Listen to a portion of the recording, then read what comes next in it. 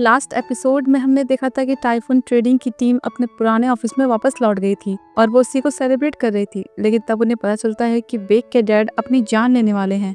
इसलिए सब लोग जल्दी से उनकी कंपनी में जाते हैं तो देखते हैं कि वहाँ पर भीड़ लगी हुई थी और उसके डैड मिस्टर गैंग बिल्डिंग की छत के किनारे खड़े हो रखे थे। तो वो उन्हें बचाने के लिए ऊपर जाने लगते हैं, लेकिन छत का दरवाजा तो उन्होंने ऊपर से बंद कर रखा था। बेक अपने डैड को आवाज देता है, उन्हें दरवाजा खोलने के लिए कहता है, लेकिन वो उसकी नहीं सुन रहे थे। तो तायो उससे छत पर जाने का दूसरा रास्ता पूछता है। तो वो उसे फायर एस्केप लैडर के पास ले जाता है जो कि सीधा छत तक जाती थी। उसमें चढ़ना थोड़ा रिस्की था क्योंकि उसमें जंग लगी हुई थी, तो उसमें वो गिर भी सकते थे। बेक चढ़ने की कोशिश करता है लेकिन उसे डर लग रहा था, तो तायो उसकी जगह पर ऊपर चला जाता है और फिर मिस्टर गैंग से बात करता है। उसे पता चलता है कि IMF की वजह से उन पर बैंक का 30 बिलियन का कर्ज चढ़ चुका है, लेकिन उनके पास पैसे नहीं हैं और पैसे देने के लिए उनके पास सिर्फ 2 दिन बचे हैं। वो तायो को वो पैसे भी दिखाते हैं जो कि उनके एम्प्लॉयज ने उन्हें दिए थे उनकी हेल्प करने के लिए, जबकि उन्होंने तो कई महीनों से उनकी सैलरी तक रोक ली थी। तो एक CEO होने के नाते उन्हें इस कर्ज से आज़ाद करने का उनके पास सिर्फ यही तरीका था कि वो खुद को मार दें। वो सबके लिए बस यही कर सकते थे। वो सुबह यहाँ आए भी थे लेकिन उनकी कूदने की हिम्मत नहीं हुई थी। तो तायो से कहते हैं कि क्या तुम अब मेरी हेल्प करोगे, मुझे धक्का दोगे। तो तायो उन्हें अपने डैड की मौत के बारे में बताता है कि लोग कहते थे कि मुझे उनका बिजनेस बंद कर देना चाहिए, अपनी संपत्ति दे देनी चाहिए ताकि मैं अपना कर्ज चुका सकूं। लेकिन मैंने उनकी एडवाइस नहीं ली क्योंकि इससे मेरे डैड की वो यादें भी मिट जाएंगी। भले मैं अपनी कंपनी का CEO होऊंगा, लेकिन उससे पहले मैं अपने डैड का बेटा हूँ। कंपनी में कुछ अच्छा होता है तो मुझे अपने डैड की बहुत याद आती है। मैं उन्हें बहुत ज़्यादा मिस करता हूँ। जब कुछ बुरा होता है तो मैं उन्हें और भी ज़्यादा मिस करता हूँ। बस ऐसे बातें करते करते वो उनके बहुत पास पहुंच जाता है और फिर पीछे से उन्हें गले लगा लेता है। इतने में बाकी लोग दरवाजा तोड़कर छत में पहुंच जाते हैं और उन्हें पीछे से खींच लेते हैं। तो बेक तो अपने डैड को गले लगा लेता है और कहता है कि आपको खोने के सामने मेरे लिए कर्ज कुछ भी नहीं है, और जोर जोर से रोने लग जाता है। तब उन्हें देखकर माजिन को अपने बॉस की याद आती है, यानी कि तायो के डैड की। कहता है कि काश वो भी हमारे साथ कुछ और टाइम तक रुक पाते। इस बीच युनजिन अपने डैड से मिलने जाता है, वही कंटेनर में जहां उसने उन्हें बंद करके रखा हुआ था। तो उन्हें एक एग्रीमेंट दिखाता है जो कि उसने किसी फॉरेनर के साथ किया था, कि मतलब वो भी बिजनेस कर सकता है, अच्छा काम कर सकता है। फिर तायो के बारे में बताता है कि वो ऑफिस आया था, वो समझ गया था कि कुछ जरूरी बात होगी, इसलिए वो अपने डैड के पॉकेट में ढूंढने लगता है।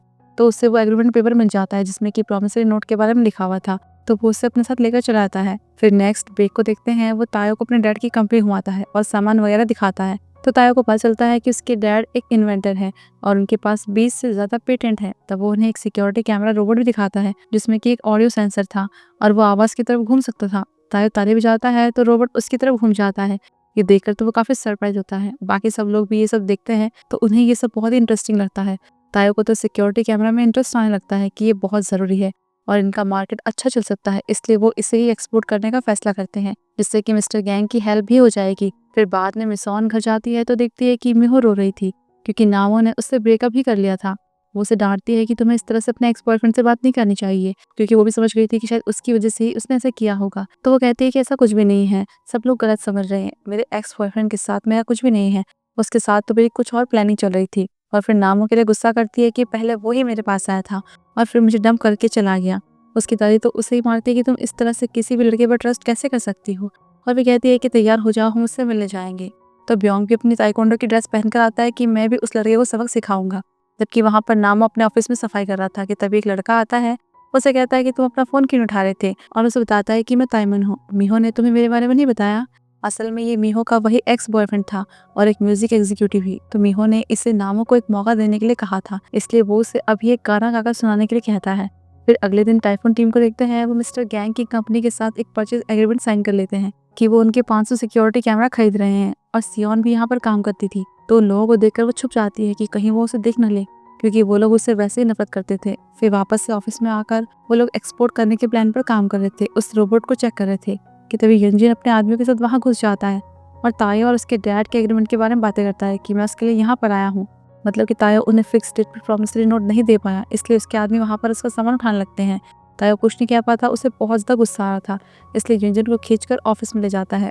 तो वो उसे वही एग्रीमेंट दिखाता है। तो तायो कहता है कि उस दिन मैं तुम्हारे डैड से मिलने आया था लेकिन वो नहीं आए। तब वो ये कहता है कि तुमने तो तब प्रॉमिसरी नोट दिखाया भी नहीं था, तो फिर तुम्हारे कहने के हिसाब से अगर तुम अपना प्रॉमिस पूरा नहीं कर पाते हो तो तुम्हें इस कंपनी की पोजीशन से हटना होगा। तो इसलिए अब तुम अपना प्रॉमिस निभाओ, नहीं तो मैं यहाँ सबको धक्के मार कर निकाल दूंगा। और उसे रिजाइन लेटर पर साइन करने के लिए कहता है, क्योंकि यही सिर्फ एक तरीका था जिससे कि वो अपने बाकी एम्प्लॉयज की नौकरी को बचा सकता था। तब तायो उस पर साइन कर देता है, लेकिन उससे कहता है कि तुम मेरे एम्प्लॉयज के साथ कुछ भी गलत नहीं करोगे। पर उसके पास अपनी नौकरी के कुछ मिनट बचे हुए थे, इसलिए वो जल्दी से बाहर भागता है और देवो टैंक के साथ कॉन्ट्रैक्ट पर साइन कर देता है। यानी कि मिस्टर गैंग की कंपनी के साथ, और उस पर कंपनी की सील भी लगा देता है जिससे कि ये डील पक्की हो जाए, क्योंकि इसके बाद तो वो उस कंपनी से ही हट जाएगा। और फिर इस कॉन्ट्रैक्ट को मिसॉन को दे देता है, उन्हें थैंक्स करता है कि अब तक उन्होंने इतना कुछ किया, उसका साथ दिया, और फिर ऑफिस छोड़कर जाने लगता है। लेकिन सब लोग उसे रोकते हैं और माजिन तो दरवाजे पर खड़ा हो जाता है कि तुम हमारे CEO, तुम कहीं नहीं जा सकते, अंदर जाओ। लेकिन तायो उनसे सॉरी कहता है और फिर रोने लगता है। इस तरह माहौल थोड़ा सीरियस हो जाता है और सब लोग रोने लग जाते हैं। तब वो उन्हें एक इमोशनल गुड बाय करके चला जाता है। मतलब कि उसने इस कंपनी के लिए इतना कुछ किया, उसे कुछ भी नहीं पता था, लेकिन उसने सीखा और फिर यहाँ तक इसे पहुँचाया। फिर शाम को नामो मिहो से मिलता है और उसे उसके एक्स बॉयफ्रेंड का बिजनेस कार्ड देकर कहता है कि मुझे तुम्हारे एक्स बॉयफ्रेंड की हेल्प की ज़रूरत नहीं है। क्या तुम मुझे इस तरह का समझती हो कि मैं उसके ऑफर को एक्सेप्ट करूँ? क्या मैं कोई बेवकूफ़ हूँ? तो वो कहती है कि मैं तो बस तुम्हारा सपना पूरा करने में तुम्हारी हेल्प करना चाहती थी। लेकिन वो उस पर गुस्सा करता है कि मेरा सपना सिर्फ तुम्हें खुश करने का है। तो वो भी इस पर चिल्लाती है कि तुम मेरा बहाना मत बनाओ, तुम्हें गाना गाना पसंद है, और उसे बहुत कुछ सुनाती है। फिर कहती है कि इस बार मैं तुम्हें डंप करती हूँ और ब्रेकअप करके चली जाती है। जबकि दूसरी तरफ ऑफिस में मिसॉन तायो को कॉल कर रही थी, लेकिन वो फ़ोन नहीं उठा रहा था। फिर घर जाते टाइम वो देखती है कि वो रास्ते में उसका वेट कर रहा था। तब उसे कहती है कि तुम मेरा कॉल क्यों नहीं उठा रहे थे, मुझे तुम्हारी चिंता हो रही थी। तो वो उसे सॉरी बोलता है और कहता है कि मुझे समझ नहीं आ रहा है कि मैं क्या करूँ, मुझे क्या करना चाहिए, कहाँ जाना चाहिए। तब वो कहती है कि टाइम चाहे कितने मुश्किल क्यों ना हो, लेकिन हम सब तुम्हारे CEO बनने का फिर से इंतज़ार करेंगे, और फिर उसे गले लगा देती है। फिर नेक्स्ट ऑफिस में देखते हैं देवोटैंग के साथ डील की पेमेंट का लास्ट दिन था, तो उन्हें बैंक बुक में यूनजुन के साइन चाहिए थे क्योंकि अब वो ही बॉस था। इसलिए मिसॉन साइन के लिए उसके पास जाती है, लेकिन वो उसे परेशान करने लगता है। कहता है कि पहले मेरे लिए अच्छे से कॉफ़ी बना कर लाओ, पर फिर बाद में वो साइन कर भी देता है। इसके बाद मिसॉन मिस्टर गैंग को पेमेंट कर देती है, और जबकि तायो को तो एक नया काम मिल गया था और उसने देवोटैंग में काम करना शुरू कर दिया था। और वहीं मिस्टर गैंग पेमेंट मिलने के बाद अपना कर्ज चुकाने के लिए बैंक जाते हैं, क्योंकि आज ही उन्हें पैसे देने थे। लेकिन एक प्रॉब्लम आ गई थी, बैंक अपने रेगुलर टाइम से पहले ही बंद हो गया था, जिस वजह से उनका पेमेंट नहीं हो पाया। तो उन्हें समझ नहीं आ रहा था कि उन्हें क्या करना चाहिए, क्योंकि पेमेंट आज ही करनी थी, और अगर पेमेंट नहीं हुई तो उनकी कंपनी को बैंकरप्ट डिक्लेयर कर दिया जाएगा। और यहाँ पर भी इन सब की वजह यूनजुन ही था, क्योंकि वो अपने उसी फॉरेनर क्लाइंट को बैंक के ऑफिसर से बुलाने लेकर आया था कि वो उनके बैंक के साथ पार्टनरशिप करना चाहता है। इतने में तायो को भी ये खबर मिल गई थी, तो वो जल्दी से बैंक पहुंचता है और मिस्टर गैंग से मिलता है। तो वो उसे सब कुछ बताते हैं। उन्हें इस बात की चिंता हो रही थी कि अगर पैसा जमा नहीं हुआ तो उनकी कंपनी बैंकरप्ट मानी जाएगी। इसलिए तायो जल्दी से अंदर जाता है और गार्ड से हेल्प करने के लिए कहता है कि तभी यूनजुन को बैंक के ऑफिसर के साथ देखता है तो चौंक जाता है। फिर इसके जाने के बाद ऑफिसर से मिलता है, उनसे बात करता है। कहता है कि ऐसे करने की वजह से कंपनी के साथ उनके एम्प्लॉयज़, उनकी फैमिली सबको मुसीबत का सामना करना पड़ेगा। उन्हें समझाने की कोशिश करता है, उनसे हेल्प मांगता है, लेकिन वो तो सारा ब्लेम मिस्टर गैंग के मैनेजमेंट पर डाल देता है और कहता है कि जब तुम्हारे पास 30 मिलियन वॉन नहीं है कर्ज चुकाने के लिए, तो तुम लाखों की कंपनी कैसे चला रहे हो? तुम लोगों की वजह से हमारी कंट्री बर्बाद हो रही है, तुमको तो शर्म आनी चाहिए।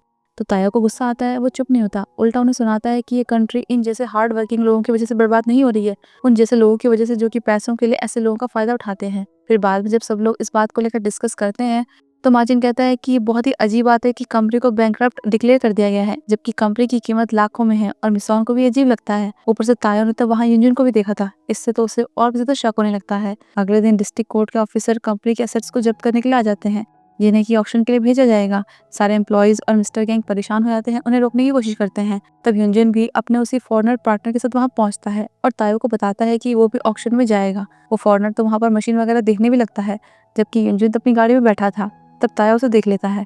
फिर सबके जाने के बाद शाम को जब सब लोग मशीन की सफाई कर रहे थे, तो तायो कहता है कि मुझे ये समझ नहीं आ रहा है कि यूनजन ऑक्शन में पार्टिसिपेट क्यों कर रहा है।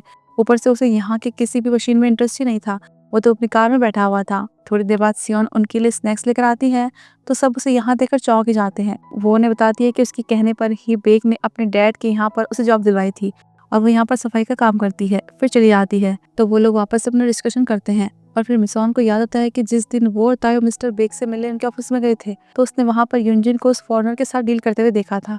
तो मतलब कि उस डील वाले डॉक्यूमेंट में उन्हें सब कुछ पता चल जाएगा और उसे जाने के लिए उन्हें ऑफिस की चाबी चाहिए होगी। वहीं सियोन उनकी सारी बातें सुन लेती है। फिर अगले दिन काम पर बेक ऑफिस में सारे एम्प्लॉयज का ध्यान भटकाता है, तो मार्जिन और मिसॉन चुपके से प्योर मर्चेंट मरीन के ऑफिस की चाबी चुरा लेते हैं। अब क्योंकि मिस्टर म्योंग को प्योर मर्चेंट मरीन की सिक्योरिटी टीम में ट्रांसफर किया गया था, तो इसलिए उनके लिए रात में ऑफिस में घुसना आसान हो गया था। तो सब मौका देकर ऑफिस में घुस जाते हैं और फिर ऑफिस में तलाशी लेने लगते हैं।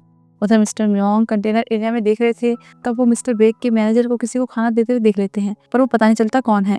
उन्हें लगता है कि शायद उन्होंने वहाँ किसी जानवर को पाला होगा, और जबकि वहाँ ऑफिस में उन्होंने हर तरफ छान मार लिया था, लेकिन उन्हें कुछ भी नहीं मिलता। पर तब वहाँ पर तायो को अपने डैड की नेम प्लेट मिल जाती है कि इतने में उनकी आवाज़ सुनकर गार्ड अंदर पहुँच जाता है और सामान वगैरह फैला हुआ देखकर सिक्योरिटी टीम को बुला लेता है। तो तायो अपने डैड की नेम प्लेट उठाकर ही भागने लगता है। वो भागते हुए सीईओ के ऑफिस में घुस जाते हैं तो देखते हैं कि सियोन वहाँ पर ताका झाकी कर रही थी, मतलब कि उनकी हेल्प कर रही थी। इसलिए वो उसे कहते हैं कि आप हमारे साथ चलिए क्योंकि गार्ड कभी भी आ सकते हैं। पर तब तक सच में वहाँ पर गार्ड आ जाता है, उनसे लड़ने लगता है, लेकिन माजिन भी वहाँ पहुँच जाता है। वो सब लोग उनसे लड़ाई करते हैं और फिर उनसे बचकर भागने लगते हैं, जबकि बेक तो कैमरा पर सब देख रहा था। इसलिए वो मौका देखकर लाइट बंद कर देता है, जिससे कि गार्ड्स देख नहीं पाते और वो लोग उनसे बचकर भाग जाते हैं। फिर एक सेफ जगह पर बैठकर वो राहत की सांस लेने लगते हैं, पर सियोन तो चुपचाप से जाने लगती है क्योंकि उसे अच्छा नहीं लग रहा था। पर तायो से रोकने के लिए उसके पीछे जाता है और जैसे ही वो खड़ा होता है तो उसके हाथ से उसके डैड की नेम प्लेट गिर जाती है। तब उसके अंदर उन्हें वो प्रॉमिसरी नोट मिलता है जिसमें कि मिस्टर बेक ने उसके डैड को अपनी कंपनी के 30% शेयर देने का प्रॉमिस किया था। और यही तो वो ढूंढ रहे थे कि देखकर तो सब लोग चौंक जाते हैं और बहुत ज़्यादा खुश होते हैं कि आखिरकार उन्हें वो मिल गया। और यहीं पर ये एपिसोड खत्म होता है। तो फिर हम जल्दी मिलते हैं अगले एपिसोड में।